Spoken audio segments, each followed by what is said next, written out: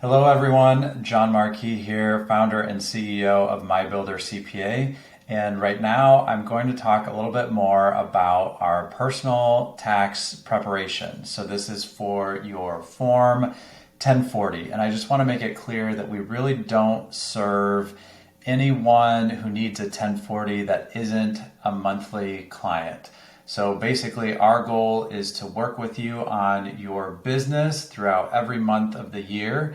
And then at the end of the year, we will prepare both your business and your personal tax return together. So if you're in a situation where you've maintained your bookkeeping throughout the year and now you just need someone to prepare your return, unfortunately, that probably will not be us here at MyBuilderCPA. We really specialize in working with our clients continuously, and we find that even if we accept a one-off 1040 individual taxpayer, they might be clean for a few years, but eventually we're going to have 1 year that's an absolute nightmare, and the only way to prevent that is to clean as you go and keep those books up to date throughout the year.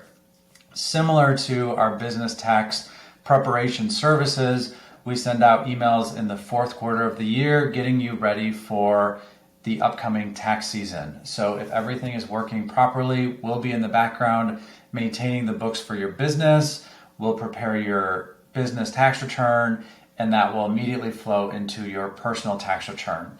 In some cases, if you're a sole member LLC, which is a great LLC entity type to start out with, you'll only need a 1040 with a Schedule C. So we can skip the whole business tax preparation. That would be Form 1065, 1120, 1120S, and we can just move right into that 1040 Schedule C, which is also relevant if you are a sole proprietor.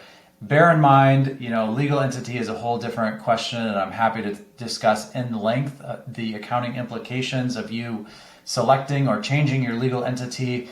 But that's how we can simplify things. One thing about 1040 is that the drop dead due date is April 15th, but something that we always struggle with on our 1040 clients is getting documents in a timely manner. A lot of people don't want to go on extension and they want us to file their return as soon as possible.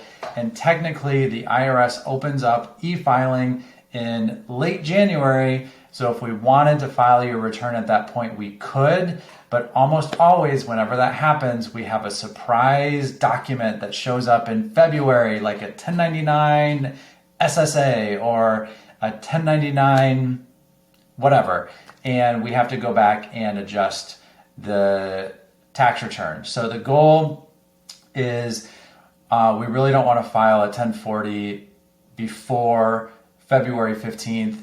And we really don't want to be just starting your 1040 after March 15th. So there's a sweet spot.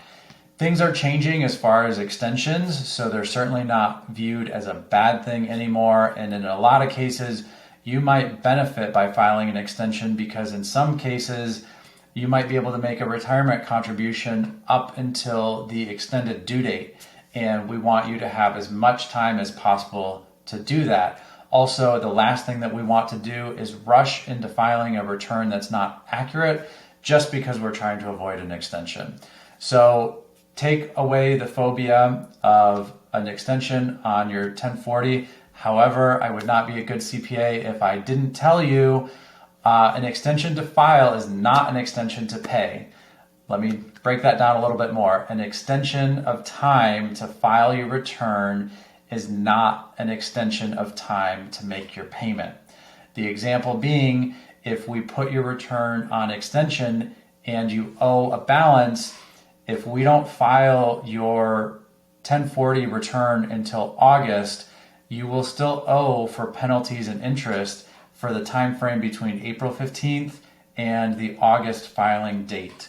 So if we believe that you're going to be in a situation where you have a tax balance due, it's best to go ahead and submit an estimated amount with your extension. You can pay the IRS in advance And it's great if you can pay even more than what you think will be due, because when you do file your return, you'll get a refund of your overpayment and you won't owe any penalties and interest.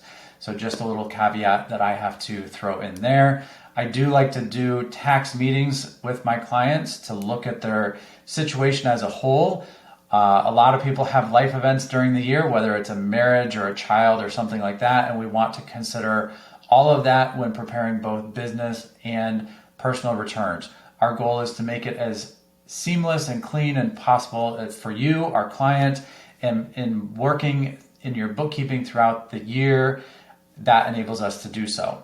So if you're interested in establishing an ongoing relationship where we visit your tax calculation frequently, we're a good fit for that.